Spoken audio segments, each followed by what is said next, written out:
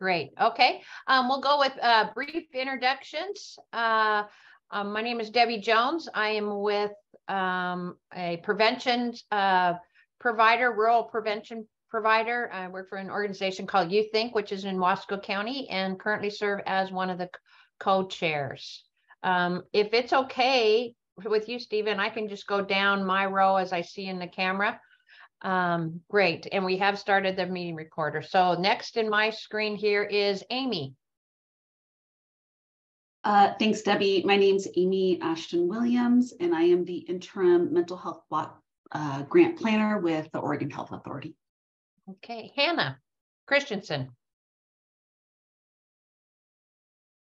It's hard when there's two of us. I am Christensen. I am the administrative staff here today. So hi, everybody. I've seen some of you before, some of you maybe not, but good to see you all today. All righty. Thank you, Hannah. Let's go with Ruth.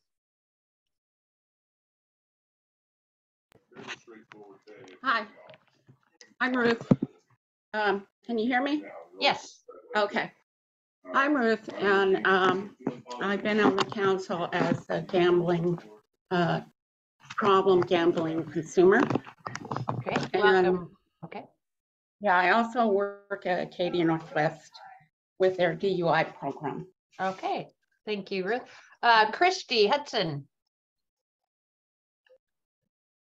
Or Hudson. Hi, I'm Christy Hudson. I represent the Oregon Department of Corrections on this committee. Great, thank you. On Hannah. Struggling to find the unmute button. Hello, y'all. My name is Hana Tanafu, and I'm the behavioral health planner, and I support with the substance use prevention, treatment, recovery block grant with OHA. Thank y'all for having me. Okay, Stephen. Steve Cleaver, Wallowa County, rural mental health provider. I do a little bit of work with Center for Wellness. I do a little bit of private counseling, and I do mental health first aid classes around Eastern Oregon. And is the co-chair. Samantha. Hi, everyone. Sam Byers, Behavioral Health Medicaid Policy and Planning Manager. I support Amy and Hannah, who sit on the team, as does the block grant. Nice to be here. I love your barn doors. Catherine. Hi, everybody. I'm Catherine Nunley with Aging and People with Disabilities on the council, as well as on the Olmsted and Housing Subcommittee. Hey, Allie. I'm Allie Linfoot, and I am a peer, and I am head of peer support for Flourish Labs, also known as peers.net. And we provide peer support on a telehealth platform, and we're doing that in the states of Washington, Oregon, and California currently. Okay, I love your guys' offices.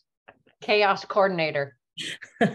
My kids got me that. That's awesome. Caroline. Good morning, everyone. Caroline Cruz. I am the Health and Human Services General Manager for the Confederate Tribes of Warm Springs. And I am on the prevention subcommittee, and I believe I represent the tribal voice. Thank you, Caroline. Esther. Hello, my name is Esther Urena. I am the grant project officer for the mental health block grant for Oregon. So I work along with Amy, I work with Hannah and Samantha as well. Okay, thank you for joining us, Esther. Lana. Hi, everyone. Lana McGregor. I use she, her pronouns. I am the behavioral health director for All Care Health, representing rural CCO on the council. Okay, thank you very much. Jay. Jay Wersher. I work for DHS Child Welfare. I'm the Alcohol and Drug Services Coordinator. Thank you, Jay. Michelle. Hi, Michelle Bransma from Gobi, and I am on the Olmsted Housing Subcommittee as well. Great, thank you, Michelle. Kevin. Good morning, Kevin Fitz. My pronouns are he, him, and his. I work for a small policy group called the Oregon Mental Health Consumers Association. And great to see our friend Allie Linfoot at Flourish Labs here today. Lisa. Oh, I'm not muted. Good morning, everybody. My name is Lisa Butler. My pronouns are she and hers, and I serve as the Family Support Services Director at Oregon Family Support Network. Thank you. Sarah Spencer. Good morning, everyone. Sarah Spencer, and I work as an interim director for the Oregon Department of Education. My pronouns are she, her, and I work in the Safe and Inclusive Schools team. Great, thank you. Rodney. Hello, Rodney Cook, Director, Clackamas County Health, Housing, and Human Services. Pronouns are he and him. Nice to be here today. Thanks, Rod. And I've got someone that ends with, their phone number ends with a 009. Good morning, this is Tammy Paul. I use she, her pronouns. I am a consumer in rural Oregon and serve as the Deputy Director for Oregon Family Support Network. Thank you, Tammy. Okay, I'm trying to, I think there's one more person on the phone that just says caller number. Oh, wait, Tatiana.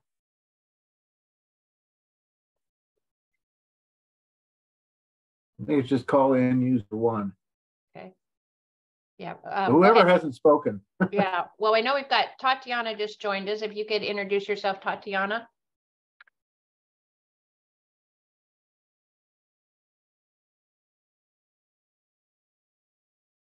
Okay, thank you.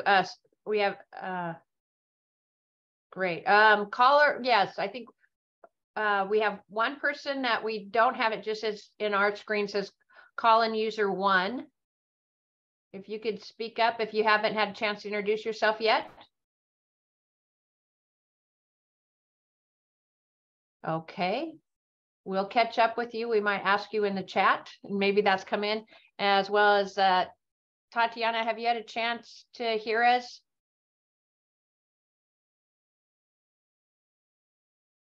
All righty, we're gonna go ahead and move forward. We appreciate everybody being here. I'm gonna go ahead and turn it over to Samantha, who's gonna go ahead and give us some OHA updates. Thanks, Debbie. I think some of the updates the council may already know, but I'll let me go through sort of the basics of it. As you know, Ebony Clark is our behavioral health director. She and Jackie Fabric, who is really acting as her deputy director, just started last week. Jackie, believe it or not, still does not have a working email. And so they're getting up to speed as quickly as they can. The intention is that either one or both of them will obviously be attending the council meetings once they have their equipment working, literally, and also as they are getting up to speed as quickly as they can, just overall about the Office of Behavioral Health. So really taking over quite a bit of work as fast as they can. And also if any of the council has emailed them, there's a really good chance that they haven't seen the email, not because they haven't gotten to it, but because literally they can't get on their email. So please know that they are aware of the work happening here. Secondarily, as you know, James Schroeder was appointed as interim OHA director. He put in his resignation with an end date of March 17th, and Dave Baden is now stepping in as internal interim director. If you don't know Dave, he has been our chief financial officer over the last several years. And from a behavioral health standpoint, which is the only piece that I can really speak to, I know that Dave is quite aware of many of the initiatives that we have and the councils and the budgets associated with behavioral health. So from the line of work we're all doing, there's definitely somebody in leadership that is, you know, able to know what's happening immediately and doesn't need quite as much sort of updating. And then I did see the note that her email is working, but it's actually not going through. So when we were trying to email earlier, her email was just spinning, but definitely she has email, and please know that Jackie's delays are just about literally accessing it to the best of her ability. It's been a bit hit and miss. The only other two things, I can pause there in case there's any questions. Maybe I should do that before I get into sort of some more functional items for the council. Is there, with the individual that you mentioned that's stepping into the director, is that an interim, or do we know yet as far as, because yeah, we didn't have Mr. Schroeder very long. I know it is. My understanding is that Dave is filling in as interim director, and that there will be a national search that will happen for the permanent position. So that was the last thing that I heard this week. Yeah, so that's okay. Any other questions from anybody for Samantha? Okay, keep it going. Keep it going. The second piece that I did want to just let the council know is I did have a brief opportunity to chat with Jackie about the council, and she is aware of the lag and the gap and the pause in the council that happened both through COVID and just the slow startup again. So she is very much aware of that and aware of the efforts that we are trying to make to transform the council and make it relevant, not just from an advisory standpoint, but also really a planning and a partnership standpoint. So as she joins us, that has already been mentioned to her, and she'll be happy to hear from the council directly about both that experience and what the future holds, just from your perspective, not just from our team's perspective. And then lastly, we just received hot off the press the site review results from our mental health block grant site review. I have not looked through it yet. We did immediately forward it to Ebony and Jackie and the executive leadership team. They're going to do a quick review, and then we will get it out to the council. My thinking is, depending on what the work of the council is for our next meeting, it might be a good time for us to dig into that a little bit, where you have time ahead of time to read it, and then for us to be thoughtful about our next steps and planning that's needed based on the information that we got, which I could not tell you. Like I said, I still have not reviewed it, but I think that's the only key piece of information right now that I have, and I'm happy to answer any questions related to that or anything that seems outstanding that I could be helpful with. Great, Samantha. Regarding the information that Samantha just shared with us, I'm going to put Kevin on the spot, because I know this is something that you've shared on. Kevin, are you still with us? Yeah, I'm still here. Yeah. Do you have any questions or follow up regarding what Samantha just shared, specifically with the audit and monitoring report? Well, here's the question. I mean, the question is, historically, I was on the previous iteration, this all through the 90s. And when SAMHSA would do a report, they would send it all out to all the council members. They wouldn't just send it to administration so they get their talking points in a row before they come to the council and, you know, be able to spin it however they wanted to. I have a newspaper reporter who just called me at 9:30 and said, very interested in what's in that mental health block grant review. Can you forward it to me? So, you know, that said, I'm making my concerns known to Ebony about wanting to see that, you know, before they get ahead of it. I mean, I'm not, you know, I'm not trying to dehumanize the bureaucrats, but the bureaucracy as an existing organization, you know, has to cover its own, you know, deficits and liabilities and vulnerabilities in some ways. And I think we have a right to see that you know, before the points and summarize it for us. We're here not as a authority, but we are supposed to be abreast and kept up to speed about everything that's happening, you know, above board to us. And I don't know what this new clustering or cloistering with the director to have them review it before, before it gets out to us. I think it should just put out to us and we should discuss it maybe next time, but we should have it. I wish we had it beforehand to review it and ask some pointed questions. So it just moves it further down the line. The question I want to know, and I think some consumers and survivors and peers had the same question: are we out of compliance as far as what SAMHSA said? Are we out of compliance in the mental health block grant, particularly in regards to this council and engagement and regular scheduled meetings, et cetera, et cetera. So anyway, so that's my rant. Thank you. Okay. Thank you, Kevin. And I want to give Samantha an opportunity to address that. But I think, and I'm not quite sure we were going to hit on this, but we did have the concern, the email that Kevin shared with us about, and I think this fits very well into, that are we out of compliance when there has been some money going out during this kind of lag time with AMHPAC, and different ones have been told that, oh, this was reviewed by AMHPAC, and I think we're all like, no, and the concerns too that it was shared with potentially Stephen and myself, and if we could get some clarity. And again, I know that a lot of this has nothing to do with the current staff that is in the positions right now, but what knowledge you do have, if you could kind of address that with the council, so everybody, that transparency, and we kind of know where we're at. So I don't know if it's Samantha or Hannah or who wants to take the lead on that. If you could just share a little bit more.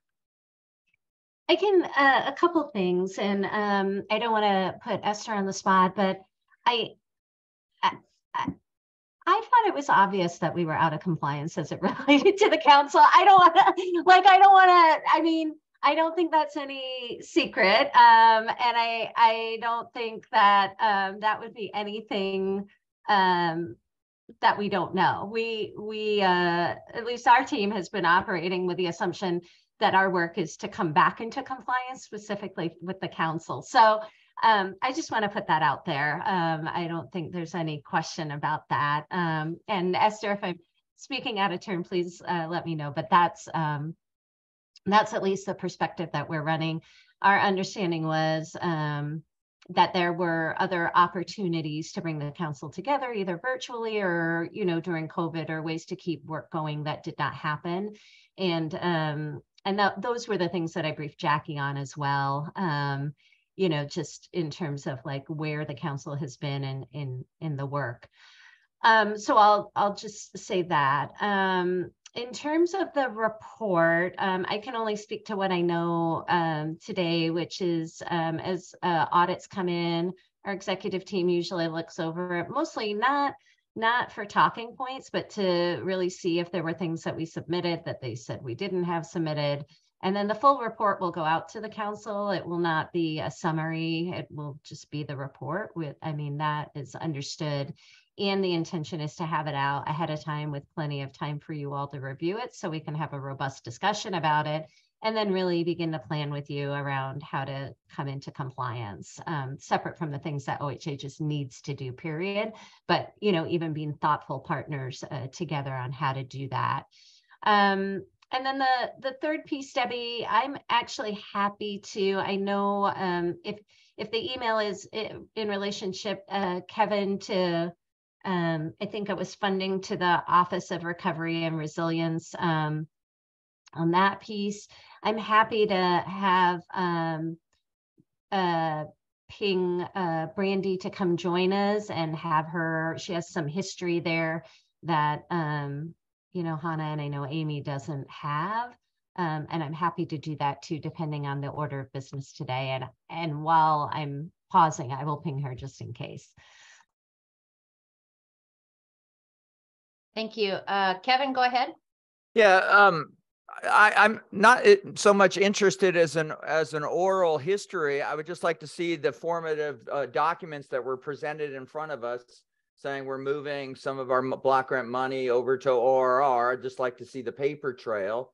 And when Debbie and the other co-chair put it out to us as a committee to see if, our feelings or thoughts about that. I just want to see the actual action. I don't want a defense from a bureaucrat about it. I just want to see what we did as a council, what formally did we do regarding that. And then, of course, forwarding up what's on the menu that they're buying with that block grant, who approved that plan and such, So anyway, that's where I hope we can go with this, is getting a clear understanding what our role was, and is signing off on that, or saying that's fine with us, but we have some feedback, or we didn't.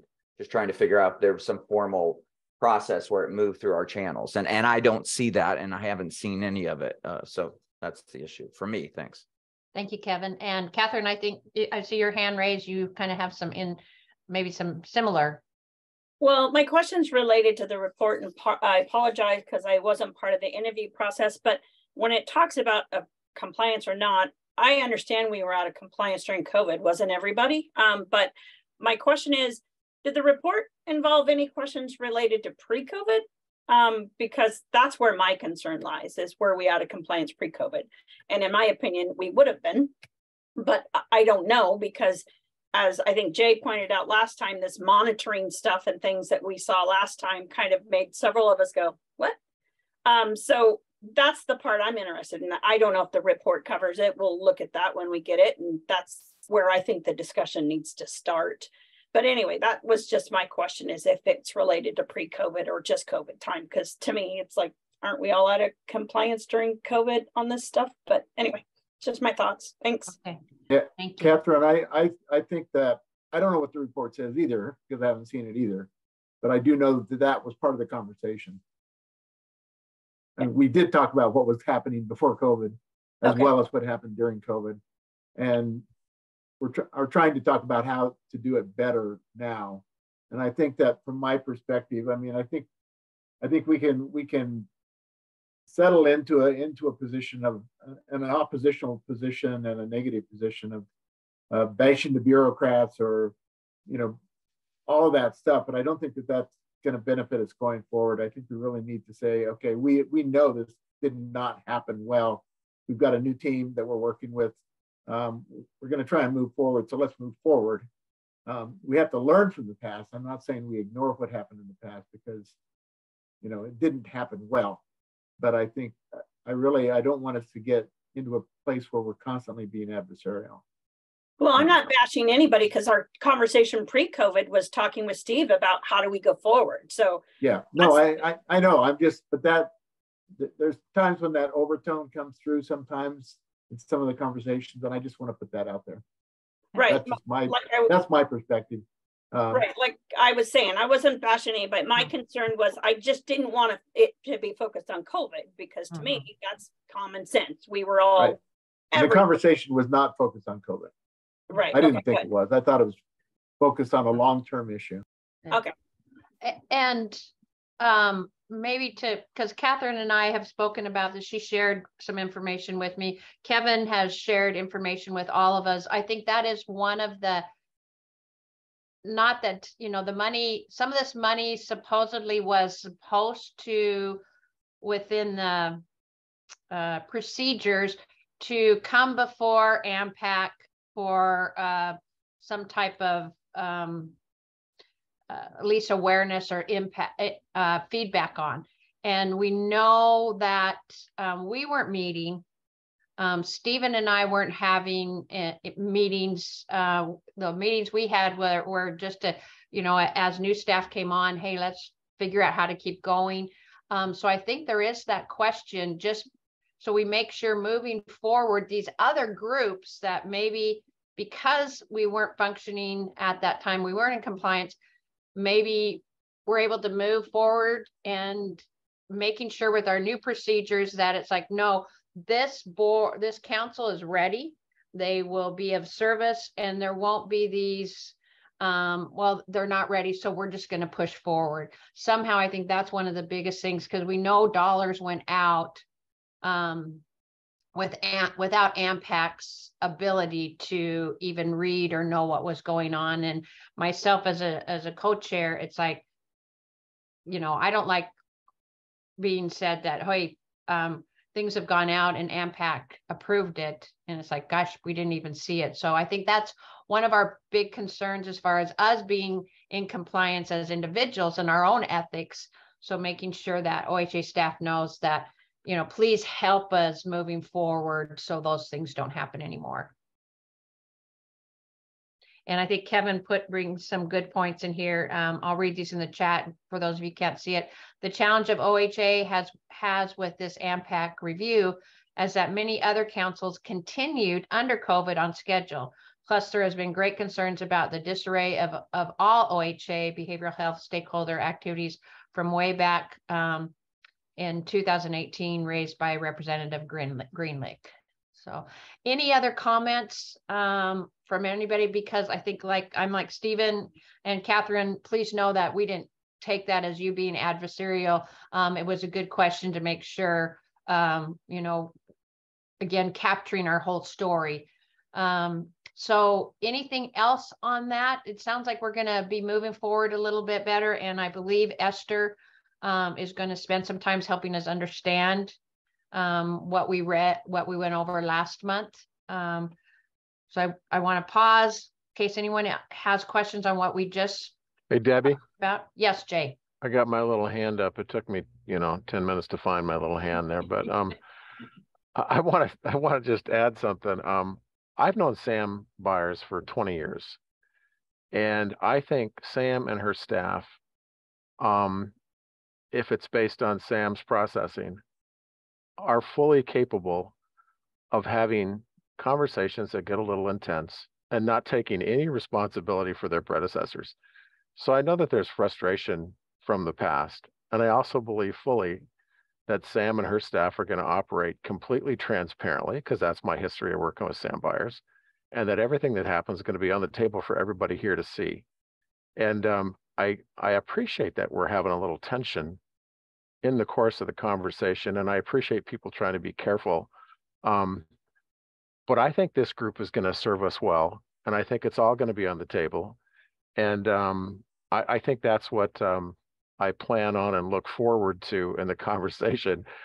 And as much as I've known Sam for 20 years, I don't feel the need to take care of her, because she's got more than ample ample skills in that area. And her staff are all grinning like, oh yeah, that's not a problem here. So I just want to encourage people to continue to be just right out there with what you feel and what you want, because I think we're going to get exactly what we want. So I just wanted to throw that in based on my experience with some of the players that are helping us from OHA. Thanks, Jay. Sam, your rebuttal. Well, I mean, hearing 20 years, I mean, that's just like, you know, I'm sure I was 5 when I started. Yeah. Okay. So, you know, I just want to, this is just a clarification point that would be helpful to hear from the council to make sure that I'm understanding it correctly. In terms of like going back, right? Like you know, what I understand is for our team is like, let's go back and see like what the process was, if any, regarding to funds that went out. You know, the only funds that I think I was initially a part of was a brief meeting around the supplemental funds going to 988. I do remember that. So happy to kind of walk through the processes previously. But what I also think I'm hearing the council say to us is, you know, we could be like, yeah, you knew what we were going to do with the money, you know, a year or two ago. But what I'm hearing you say is, it's not just saying, oh, by the way, here's our budget, thanks. That there was a feeling that it wasn't vetted, discussed, planned for, heard, listen, you know. So I do want to, I just want to be thoughtful, right, in terms of the work that, even if we come back with like, on this date, this is when you knew what the money was going to be, or not, right, if there's no date, either way, but that there's actually more, even if there was a date, it's not really about whether or not the council was presented with how the money was going to go out. It's that there's a feeling that even in a moment when that happened in the past, that the council didn't have the opportunity to really express concerns or thoughts or processes around whether or not that's a good direction for the funds based on what each of you know in your community from your own experiences personally and professionally. So I just want to be thoughtful there. I will definitely do sort of the linear work with the team to sort of track down any concrete answers around timing or date if it existed, but then also just want to recognize that I don't think there's an answer to the other piece in terms of how we want the council to move forward and how it may have operated previously. Thank you. Any other? Hannah, oh, no. Yeah, I was okay. Yeah. Sorry, I was just gonna share, Debbie, if the group is okay with jumping into the next agenda item of Yes. the update regarding legislation for the SAP side. So just a couple housekeeping updates. So I did check in with our state project officer for the substance use prevention treatment recovery block grant. And they have shared that it is not in legislation. Oh, language around having an advisory group is not in legislation. However, SBAG recommends that states do have an advisory group. It is in legislation for the mental health block grant. However, I think that's what makes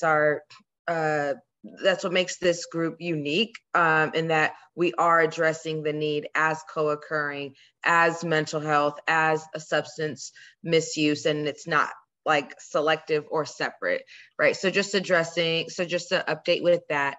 And then a second piece is that also happy to, if it's helpful, I'm happy to share out what the state's supplemental proposals were for the supplemental grants. And that being said, just an update is that we have written out a solicitation, and it is with our internal contracting folks for review. So it's in very early stages, but the solicitation is around peer delivered services and recovery, and it was included in the supplemental award proposal. So we are honoring what was written and approved prior to my time here. And so, and where I see engagement from the group is, this solicitation will have a review process.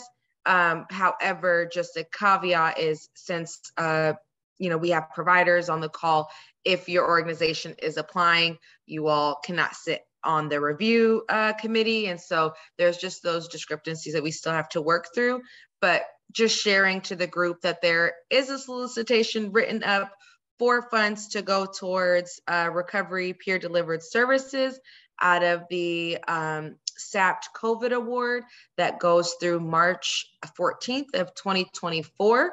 So it will be a short-term project, or not project, but it will be a short-term fund, one-time funding, but just sharing that update, and that communication will be shared with y'all and updates as we do have standing meetings in place. So the timeline for that solicitation is that it is still in the early stages. We hope that the solicitation would be posted hopefully by June to allow a 6-month period for providing peer delivered services from this one-time funding. And so those are my updates. Oh, and then let me pause there. Do folks have any questions? Was that clear?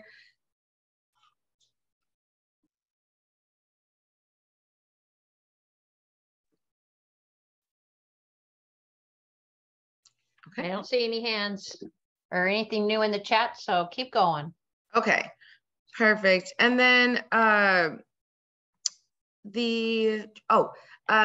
then updates around our membership timeline is that we are, the application is being, it's still being updated and we're reviewing it internally. And so the goal is our tentative schedule for right now is to have an application posted by the end of March, and allowing up to May for that application pool to be open. So essentially having the whole month of April for folks to apply.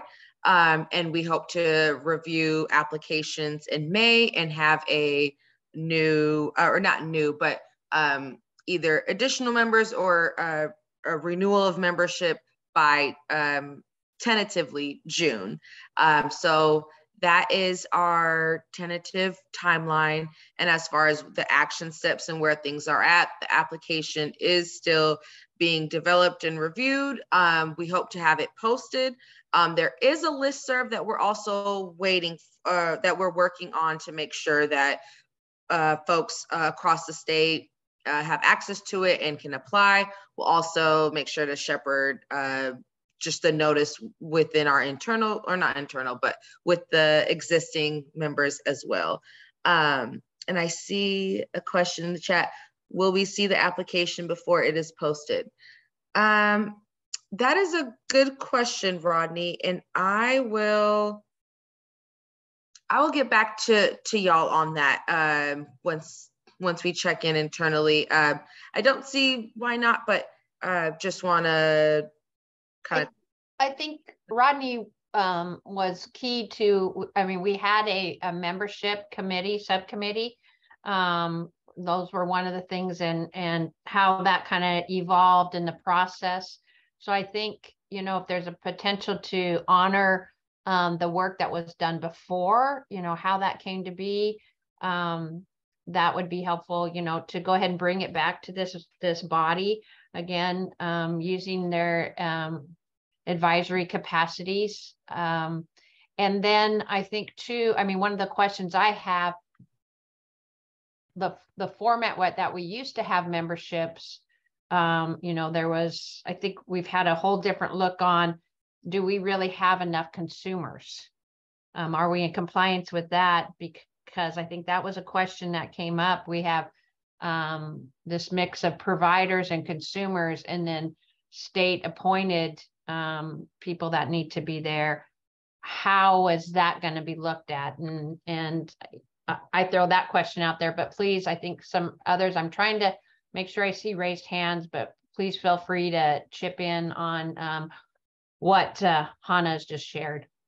Yeah, and also if it's helpful, what I can do is I can share my screen to show y'all the the foundation that we're working off of, which is the advisory application from back from 2017. So we have some internal feedback just around language and how to format it to for it to be open, and also just easily that it's clear, it's easy to read, and that it's you know, that folks feel like they can be a part of this group.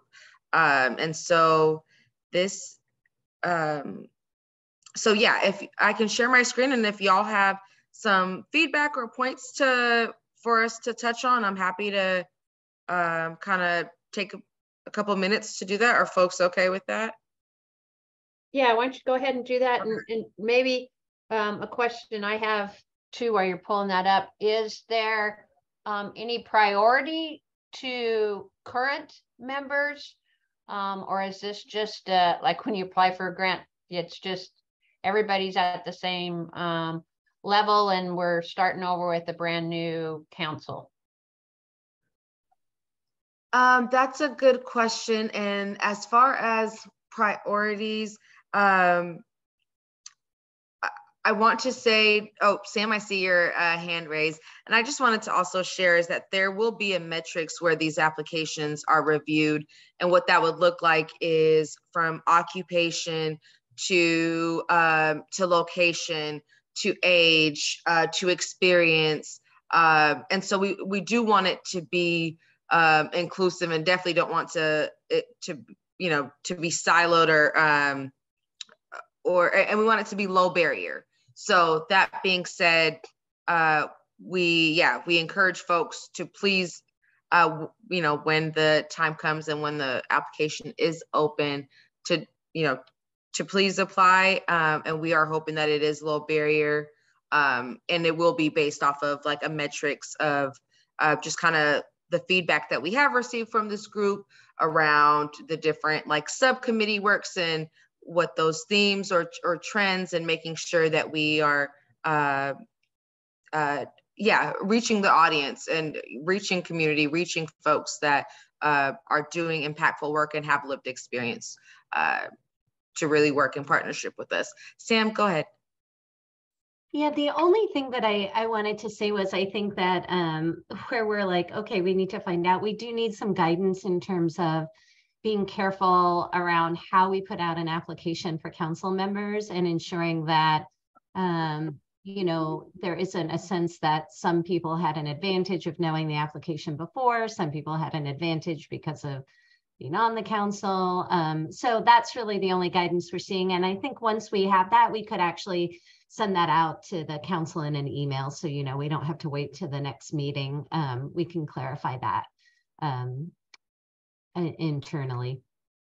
So I guess that goes back to my question, and I don't know if other people have, because I think this has been brought up at our meetings recently, as far as people that have, you know, their terms would not have been up, still would have been serving. We know that everybody is being asked to reapply if they're interested, letting those know, you know, it's that it is, even though you were on and your term would still be eligible, is that not being considered? And is everybody just going into the same new pool?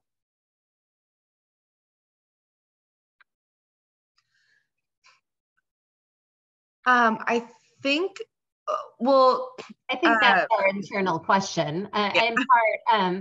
In part, I say that only because the councils are kind of centered in part with Brandy and in part with our executive leadership. So we just need to get clear direction there, and then happy to put that out.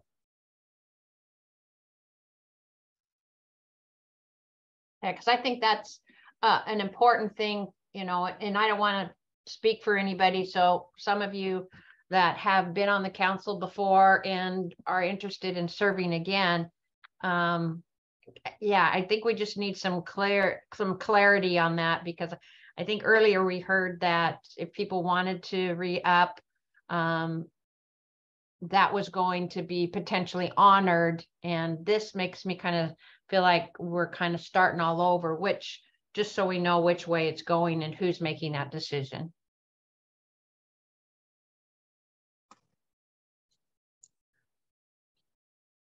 I can't see if there's a hand raised, but Rodney has his hand. Hannah, this is Rod. And to the extent that even our previous conversation here this morning has been about relationship, you know, council relationship to the state agency and to the people we're going to be working with, and partnering and all those type of things. You know, the relationship is everything. And so, and really based on the history of these of this council, because we keep hitting the reset button, and some of us have seen this 2 or 3 times where, anyway, I won't go into all that, but this relationship is critical. So for me on the application, it doesn't matter what's going to happen to me, but it really does matter. The application, it has at its foundation the principles that we care about or we value. So does the state value equity? You know, is equity embedded in this? So what I'd want is like an analysis of what's embedded in this application. I've seen all the state applications, so that's, for me to know ahead of time is, to me, not giving me an advantage, but it does let me know what the state values as it relates to this council. So, and equity would just be one of those. You know, there might be some other things. Is prevention? I'm from the prevention world. Do you care about prevention? Are you seeking out, or does this application give opportunity for prevention? So those are the kind of things I'm talking about. It's not a personal thing. It's just really, where's the state? You know, what does it want? And what does it, you know, SAMHSA want in terms of those kind of things? So that's where I'm going with it, in terms of just give us the analysis of what we're trying to recruit for that's in this application. So, and I think you were hitting on a lot of those. It's just us knowing. See, it's the you telling us having a conversation about it that I think is going to bring us into the future together. And then thank you, Rodney. And then just to share, I think, was it when I had connected with Debbie and Catherine, we just some feedback that was shared is including options to participate in related committees or providing information in the application? Are y'all, would that be, are y'all opposed to that, or would that be something that would that would be of interest if the application also had the options to either pass y'all's information to other related advisory groups, or just wanting to, I guess, share that feedback that was received and bring that to the group.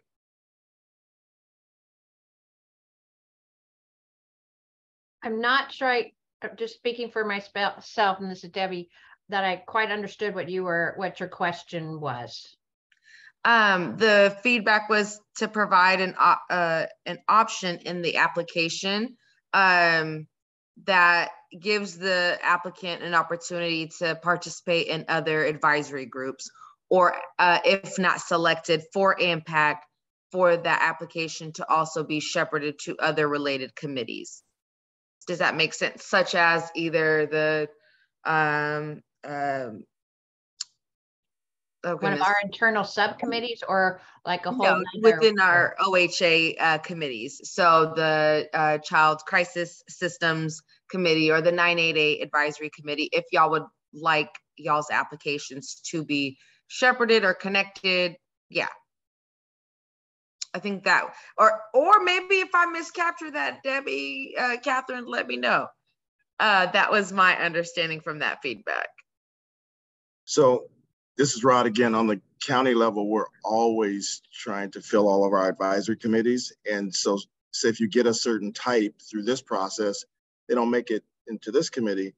So I do think it's an advantage to be able to move that to another committee if people are willing. Maybe there's a box they can check to say that they're, yes, please pass my name on, because that would, I think, speed up some of the recruitments that we're all trying to do. Like when we're looking for a certain type, you may get 6 users of the system here and you only need to have space for 3.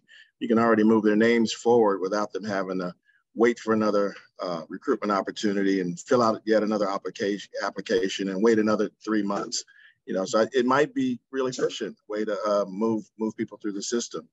And some of the, like I said, and recycle some of the old folks who've been on this one, say, for instance, for a couple of years, maybe they would like be a benefit in another part of the system. So I think it's a good idea to push people and get people known to the system, especially when you're looking for BIPOCs and, where it's just limited on all of our committees. So just my opinion. Thanks, Rod. Yeah, this is Catherine Nunley. One of the reason it came up is in Aging and People with Disabilities, I've recommended we do that on our applications, that we have an option if they want to advise on, say, a rural advisory or a new program coming up, a new service that we're trying to offer, that we get new people, to kind of consult on these things and reach out to more rural areas and different populations that are underserved and that type of thing, and also get advocacy involved, because we were hearing in some of our meetings that they hear from different folks that they serve that they don't get enough say. So we're trying to increase that by having that as an option on some of these applications for some of our groups, so that we can get more outreach out there. Just another option. Thank you. So I appreciate that feedback, y'all. And I just want to do a time check, or hand over the mic to Debbie, Stephen. I think I might have took up some time there. No, this is important stuff, I think. And I think, Catherine, if you can, the note she put in the chat too is, I think, pertinent for people to start knowing if they're going to be excluded because they've been on before. Or I think there's just some ambiguity, some confusion about current people that are on this call. What should they do if they want to continue on?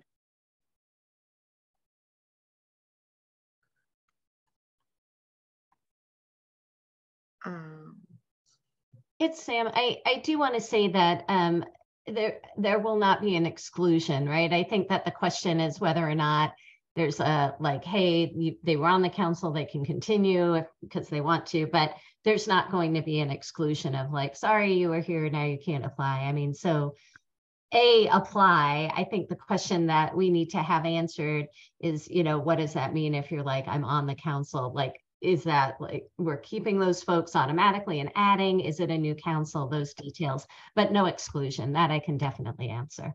Okay, I think that's low barrier as well. Like down from the application, low barrier. We want y'all to reapply because this also, Kevin, I see your hand raised as well. This also aligns with our exit interview process, which we hope to share out to this group in June or July. What we're looking for is even with new members, fingers crossed, in May, once there's a review process, we are not looking for new members and then bye everyone. We want this to be a smooth process where we're also offering an exit interview process. So yes, please do apply. It will be low barrier. And also there is opportunity for feedback within the exit interview questions, where we've also included information around your subcommittee engagement. So it won't be like new members will start June 1st, and if you didn't apply, then you won't attend. But it's no, new members will start June 1st, and then hopefully by July 1st, there will be an exit interview. We want y'all's feedback. We want to honor the work of this group. At least my goal is to have more of a revamped recomposition of what's our current standing, who are the appointed folks, what's the advisory group's task, what's the work going to look like, and it's in partnership. Okay, done bumping my gums. Kevin and then Stephen. Yeah, this is Kevin again. One of the things that I find somewhat confusing, so if we are out of compliance and things got put on dry ice for a lot of the period of COVID, and so that should be acceptable. I don't know why the clock should be ticking and the duration of membership in deep freeze. I mean, on one hand, we're not having councils, we're not being communicated with. We go 8, 9, 7, 6, 8 different months here and there without being communicated. And then we're also, the clock is ticking for our membership where we're actually inactive. I mean, to me, it seems somewhat contradictory of that. I'm asking, oh, by the way, Ebony's email does work, and so does her text message. I've been communicating with her this morning. One of the things that I think is kind of strange is, okay, so certainly not throwing shade on any of the leadership and the competency and the concerns and whatever. They got handed a project by a previous administration that was insular and had lousy customer service. And, the sins of the parents are now, coming home and to be more present. But it concerns me that we're going to be shortcutting some of the members' terms when they were actually not engaged and not serving. They were just disconnected because the project was in mothballs temporarily. And I would like us to really take a look at that. So thank you. Thank you, Kevin. Stephen? Yeah, I think when we went into the process of thinking about the application process, we had a category of people who, frankly, were just at the end of their eligibility. They'd served a number of consecutive terms, and for whatever reason, were probably people who should be rotating off. And then we had people who have been participating, but were still had eligibility left. So we had those two groups that were coming into this process. And as Kevin noted, it's complicated because then during those ensuing 2 or 3 years when COVID hit and we weren't really functioning very well, Debbie and I were constantly coming back to the state saying, we need a meeting, we need a meeting, we need a meeting. And then it was kind of radio silence a lot of times. We didn't quite know what to do with those 2 or 3 years. But I think those who would normally have rotated off as we entered into COVID, as we entered into kind of the messed up period, I would assume that probably it would be best if those people rotated off, just because that's the way the whole thing was designed.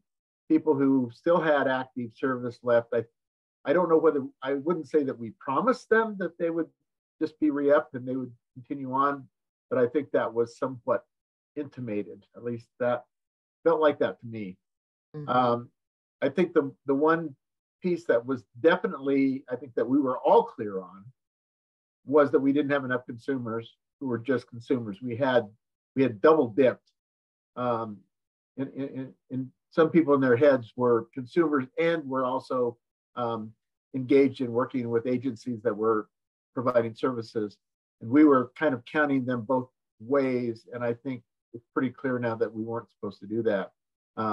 So we clearly have this whole group of people, consumers, that we need to add to the numbers in order to get into compliance in terms of the 51% requirement.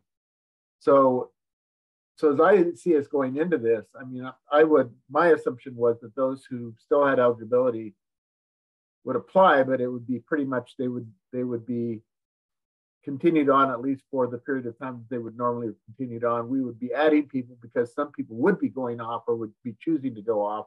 And then we would be adding a fairly large number of people, consumers, who would come in and who would be definitely fresh eyes and fresh voices.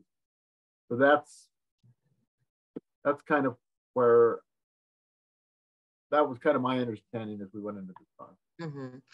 Yes, thank you, Stephen. And thanks, Sally. That was just what I was about to share too, is in the bylaws from, I think it's the 2016, 2017 bylaws, for membership terms, it's 3 years, and then members have the opportunity to serve an additional 3 years, giving it a 6-year term. So that was kind of at least my inclination to opening up an application pool for all of us, well, not for all of us, but for the advisory council, because essentially since COVID to now, I know I'm looking at it like, how in the world are we in 2023?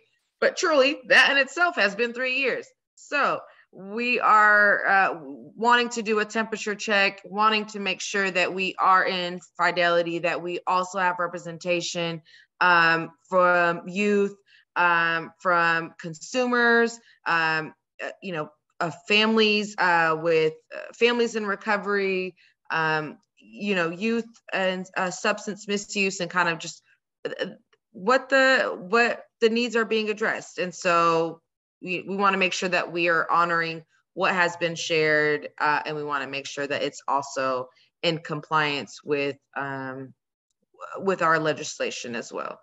And with the functioning group, or not, y'all are functioning, but with the new membership or the revamped membership, right? The topic areas would be looking at advisory groups, and also what would subcommittees look like for y'all. There are the currently 4 ones, but what's the needs? What's the state's needs assessment? Maybe there's just a different way of thinking or collaborating on different subcommittees, and we hope to also bring that forward. Okay. Sorry, I see some hand raised. Matthew, and then Amy, go for it. Good morning. So the big thing is, no matter what we decide to do, if the state, and this isn't just the state of Oregon, this is many states, can stop treating the councils, the committees, the steering groups as the Queen of England, where it's just a figurehead, and they don't actually listen to the input that the committees and the councils, steering groups, whatever it happens to be, are doing. It doesn't matter who you have sitting in those seats. It doesn't matter who you have voting. And that's the number one problem. And that's the number one thing that I hear from everybody. I've been on this since, well, I look at faces. I got Rod over there. Forever, chaired it, co-chaired it, revamped it, and Caroline as well. The problem is the state doesn't listen. It does what it wants. And it continues to do that time and time again. And if you want to say that, we're the new guard and this isn't going to happen, I've been part of this council now for going on probably over a decade in many different iterations. And it's a systemic issue at the state level that they don't listen to the councils. They do not listen to the committees. They do whatever they want. It's not an issue of not having enough time to get the block grant out or to have us review the block grant. The issue is the state just doesn't care. Doesn't care about the input. They want to do certain things with the money. They don't get the input. They dissolve it during a period where it could have still been meeting. It just is ridiculous. And this isn't picking on you guys, the new guard, and everybody who's fallen in this position, but this is a systemic issue, and it's been going on for decades. Paula Bauer, who is retired now, was on this committee or council a hell of a lot longer than I was, appointed by OIA. All the same shiz, sorry, almost used bad language there, that everybody's complained about for 3 decades is still happening. It doesn't get rectified. Nobody listens. We literally come here to chase our tails and feel like we're not doing anything and then get perturbed because nobody listens. And that's the #1 issue. The people that want to be on this council want to see change. They want to see their voice heard. The consumers, the family members want to feel like something they're saying is actually having power in moving legislation in a direction that is going to be beneficial and helpful to them. And that's the #1 problem. I come here and show up for this because I love the state of Oregon. I love the services that are being provided, and I've worked everything from ground level to administration. But until the state decides that the input is valuable, nothing's going to change. And that's pretty much all I have to say. And I appreciate the transparency of this new group, but I've heard it before. And then it all just gets murky. And there's not one person, if I look on here with Allie and everybody else, that isn't nodding their head, because that's the reality. This is what the council is. It doesn't matter if we spin it, rename it, regroup it, restaff it. If it doesn't change from the level where our input is valuable, then it's completely useless and we're just the Queen of England. I appreciate everybody's time. Sorry for going off on a rant. Thanks, Matt. Caroline. Caroline. Yeah, did you want to go with Amy first? No, me? Okay. Yes, you, please. Okay, I will go then. So I apologize if I'm distracted. We have a missing person on our reservation, and so I'm trying to coordinate it behind when people run in here. So, but I am listening, and I am in agreement with everyone. And I have been on AMHPAC since the beginning also. And my concern is that there's been such a turnover of staff at the state level. And there's been different people who've been assigned to the block grant. I work for the state. I understand block grant gets assigned to new people, and the new people don't always have that history, but yet they get assigned because no one wants to do the block grant. I mean, I'm just being totally honest, because I was assigned to the block grant years ago too. So the creation of AMHPAC was created in order to get certain people who are supposed to be on this committee in order to get a cross section of the whole state in order to have a voice.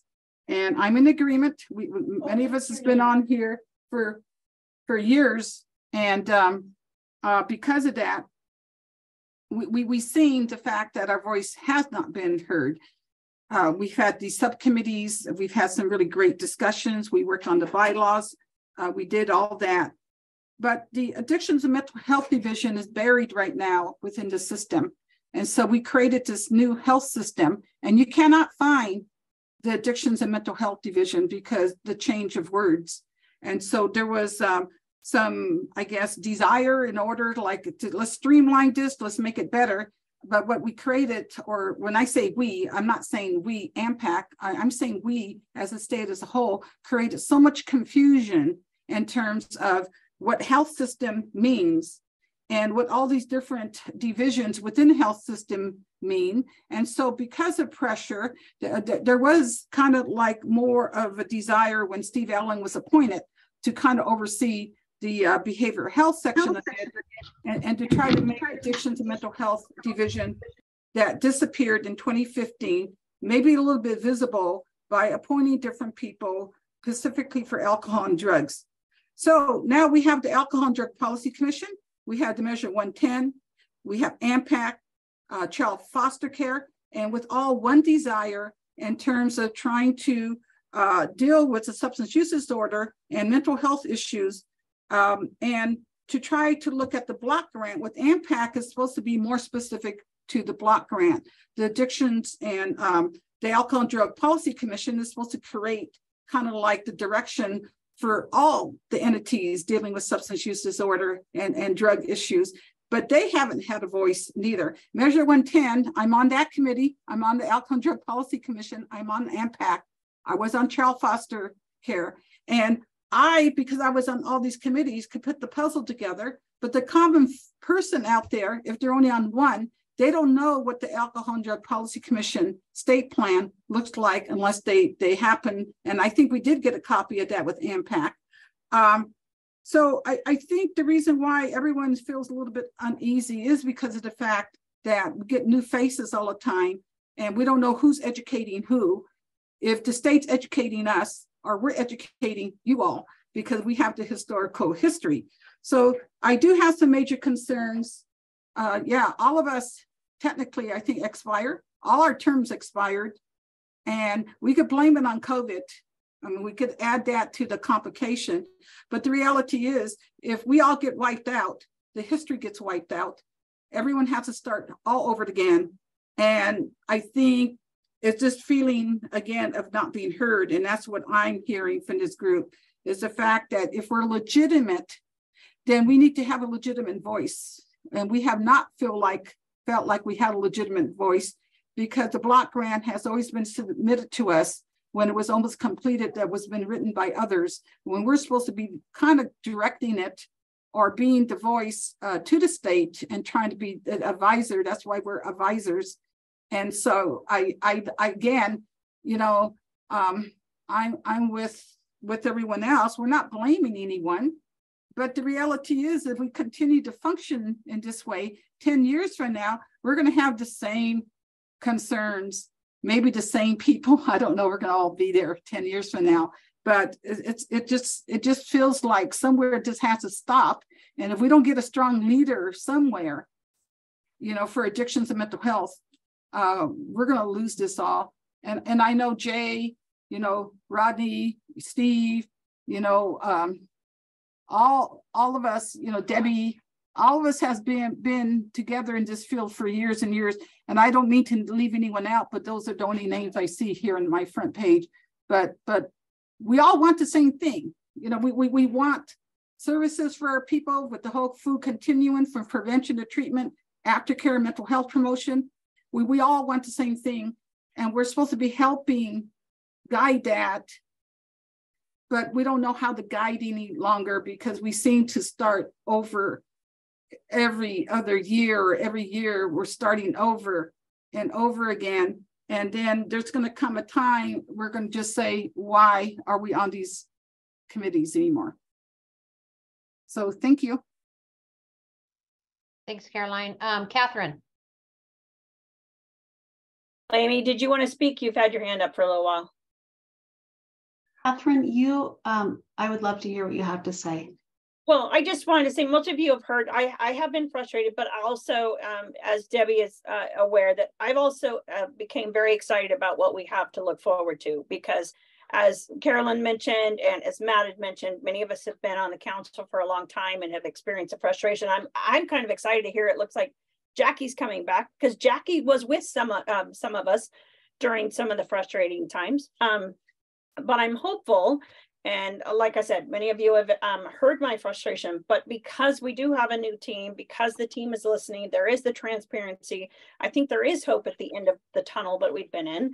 And so I'm hoping that with that turnaround, and those of us that have years of experience, and if we're reapplying or what have you, that we can start and become, you know, the cohesive team with all this vast experience that is on this group. I'm hoping that there's more work that can be done, and hoping to get Oregon Health Authority and the Health Systems Division. And I agree with Carolyn on the confusion about, even when I go to find somebody, And I go to the website and I'm like, yeah, no, I'm going to try to call somebody I know from my time I used to work for addictions and mental health. But anyway, I'm hoping that we also can go forward and make the changes because, again, having the new team that's transparent, that wants to communicate with us and work with us, and they're hopefully going to be able to stick around. That will be the key part because we all know we've had changes there too. So again, I just, I appreciate everybody's work. And I know that we have a long way to go, but we're here to do that work. Many of us have stuck around through all of this. And so I'm hoping that that's where we're headed. But anyway, thanks guys, appreciate it. Thank you, Catherine. Christy, I want to go to you next, but I do want to make aware, it looks like we have someone from the media on the call, which we welcome, but we'd really appreciate if they could unmute and introduce themselves.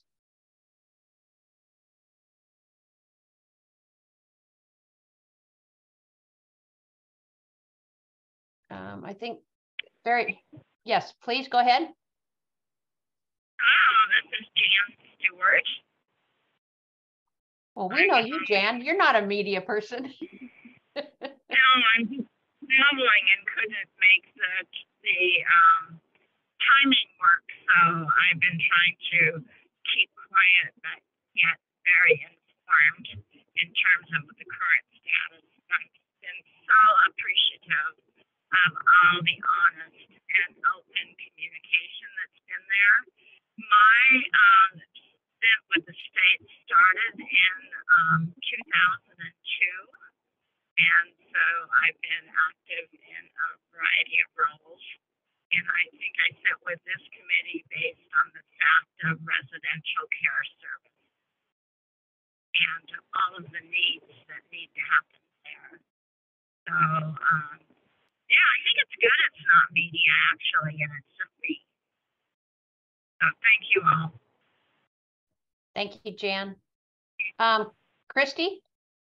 Yeah, I just wanted to say that I get what you're all saying, but I feel like since I haven't been on this committee as long as all of you have, but all I've ever heard for the years I have been on it is what we're not doing, and we spend all of our time complaining about all these things that we don't have or we don't get, and we miss opportunities to be able to make a difference for the people that need services in the community. So I hope that going forward, we can start focusing on how to spend this money frugally and correctly so our clients in the community can have services, because I can tell you right now, the prison system is loaded with people that are coming in more ill than we've ever seen them. We're releasing them and not having places for them to be successful. So I just, my heart aches for our clients. And so I think if we just all focus on our clients and doing the best by them and not worrying about like what information we have or who's on or our personal importance, maybe we could get something done, because I'm going to tell you that I'm super frustrated being on this group. I think it's a total waste of my time. And I don't think I'm having any impact on our system. That's why I joined this group, because I have a passion for mentally ill people and their needs being met. And so I'm really frustrated. And I just want you all to know that. But I'm here and I want to make a difference, and I want to help any way I can. And I will continue to be here as long as you want me to be here. But I am really frustrated with all the complaining and personalizing of, we don't get this information, people aren't being transparent.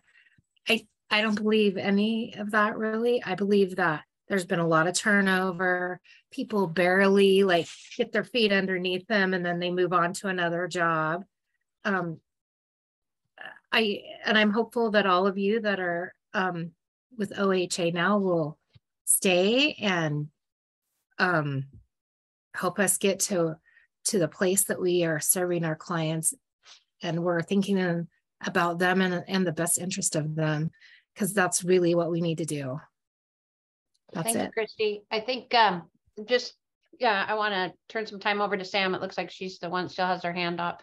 Is that some of the comments that you're hearing, Christy, are actually from consumers who have volunteered their time to have a voice and to help. So I think some of the people you've been hearing, they're not, necessarily a state appointed, but also ones that have been volunteering as people that are receiving those services and need that awareness. So Sam or Amy. Thanks, Debbie. Yeah, the one thing that keeps coming up for me, and again, y'all, 7 months with OHA, so that's by history, but like 22 years in the treatment world, right? So just kind of understanding, and what I keep hearing is like, man, we thought we were going to have an impact, and we thought that like the words we were saying, and we have all these subcommittees, and we were going to be impactful, that the feedback loop back to you guys that says, here's how the conversations you had and how you advised OHA, here's the impact that it's had. And I don't think that that feedback loop has happened. And so I think, and we've talked about this, I know Hannah, myself, Debbie, Catherine was on a conversation, Stephen, of just like, we want to do better. We want to do better at coming back to the council to say, hey, here's where dollars went out. Remember when you said it was really important that these consumers received, hey, mental health block dollars were actually used, and here's how they went out, and here's what we know about that. Because my guess is all of the hard work that you did has actually, much of it has been implemented. You just haven't heard about it. And so we want to make sure that we're part of that, and we're bringing that back to you to say, thank you, and here's the good stuff that happened. So again, just want to say, thank you for your grace as I learn this and go through it, but also just really excited because people don't keep coming, Christy Hudson, people don't keep coming to meetings because they don't care. They show up because they care about this. And we just really appreciate you all keep showing up. When we were like, hey, we need to restart the council, even asking people, are you on this council? And we are like, they're like, we don't know. And we're like, show up anyway. Please show up because we know that you care. So I think I know from our conversations, just making sure that we give the information back to you guys that we know about the impact. Great, thank you so much. And I think, it does sometimes sound like we're a broken record, but I think we're putting the pieces in place. We are having timelines. It's like we're going to try and get the membership, start meeting like we used to. So I think we need to allow some of that to play out. And I think that's our goal right here. So we are just about time, but I think the real quick part on the exit interview, Hannah, was there something else you wanted to tell us on that, or that if my understanding is correct, and maybe I shouldn't even try to understand it and let you just go, is that everybody that we can have an email on that served on the council, they will get an opportunity to apply. We'd like them to fill out the form no matter what, because if they're choosing not to, we'd still like to have an opportunity for an exit interview so we can continue to learn, just like what we've heard on this. And then we'll be able to start moving forward. Is that correct? Yes, and that and there's language in the exit interview questions that also includes subcommittees. Okay, so, yes. Great. Is there anything else you need us to know about any of that moving forward, or any specific questions that people have as we get to this next stage, which is critical, so we can be effective in doing, just like what Christy said, let's get back to the work that we know we're supposed to do. Yes, so our next meeting, or our next full board is April, is it the second or the first Thursday? Wait, second Thursday. Okay, April 13th. And so so by our next check-in, we hope to have more guidance around the application piece and what that, just the logistics of that. And then we will hope to shepherd through the exit interview questions to y'all early summer. And I say early summer, meaning June-ish. Our priorities are definitely wanted to seek y'all's feedback around, should subcommittee members receive exit interview questions? Sounds like yes, they played an impactful role in AMHPAC, and also to make sure that subcommittee language or identifying the different subcommittees is included in the exit interview questions, which we've added. And so by our next check-in, we'll have logistical updates around membership, and then we'll revisit items as they come about. And we also do have planning meetings prior to our next full board. And so, yeah, I hope that answers your question. Yes, and I think when Hannah was mentioning like planning meetings before our full meeting, we had one, I think a week or two ago, where OHA staff put it out to everybody, hey, please join this call.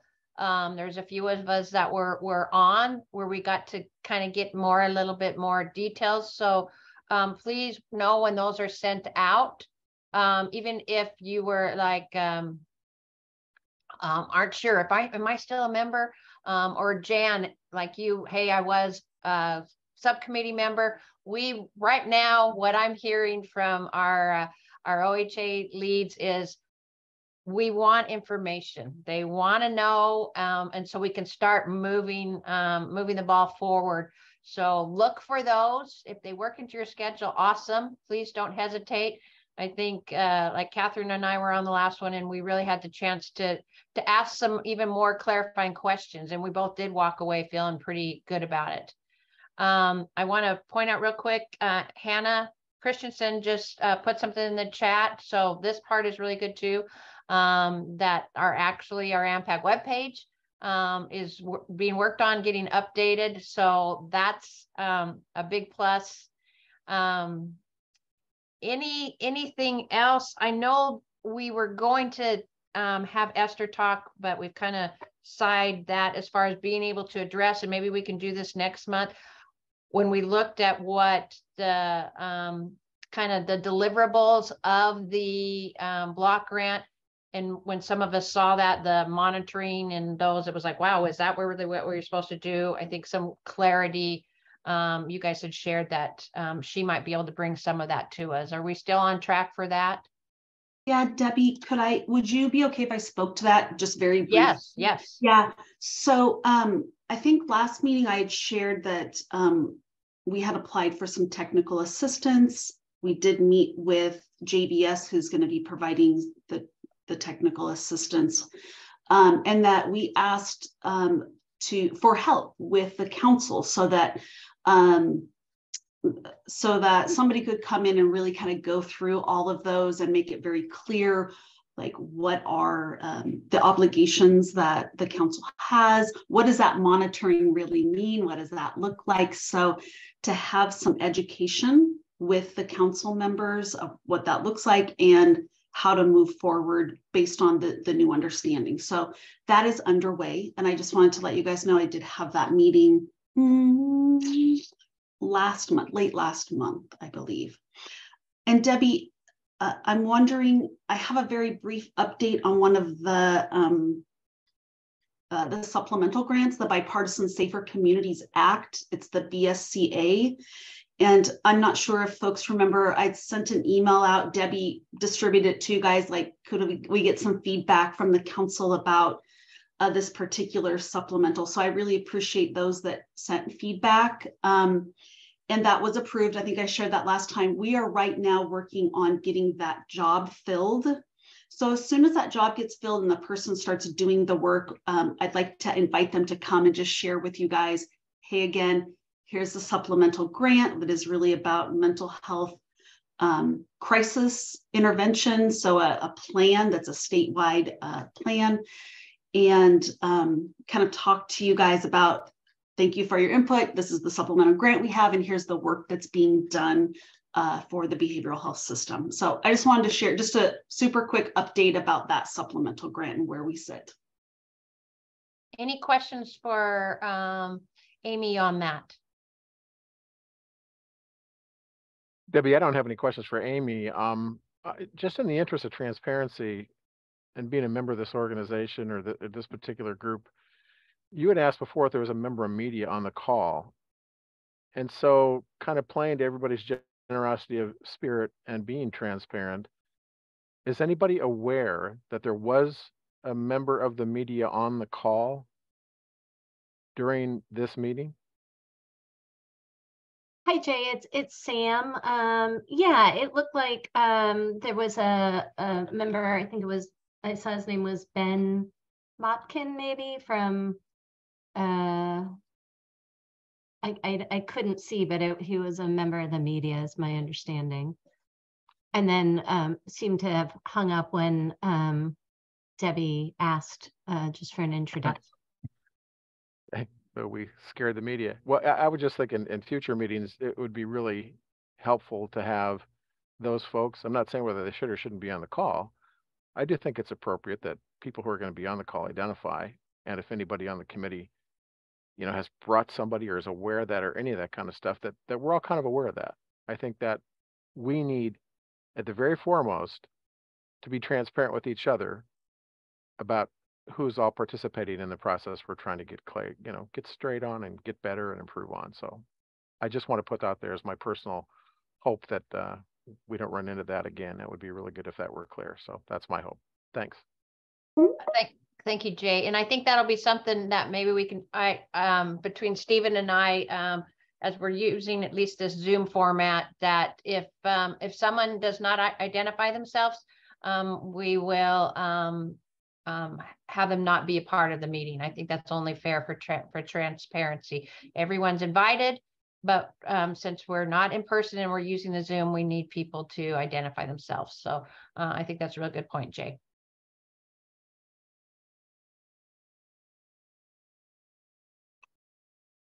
Stephen, anything else that you have that we need to address before we send everybody out on their way to take a deep breath and be ready for good things to start happening?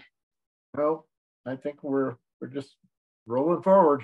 Okay. It'll be fun, right? Okay. Yeah. Samantha, Amy, Hannah or Hannah, anything to? Oh, we did have, so the applications will be coming out next in April. Is that the last I heard, Hannah? Yes, tentatively that is April, and yes. Okay. And we'll be in communication. The goal is definitely to be transparent. So through the listservs, through letting y'all know when it's finally posted. But yeah, that is the tentative schedule, is looking at April. Thank you. And you can, if for some reason you don't get that, as was mentioned before, you can go on our AMHPAC website and the contact names of individuals will be there, so you can check in there. So I think we are making great strides. I appreciate the honesty and the thick skin of everyone, and have a great rest of your week and month, and we look forward to seeing you in April. Yes. Thank you, everyone. Thank y'all, everyone. Take care.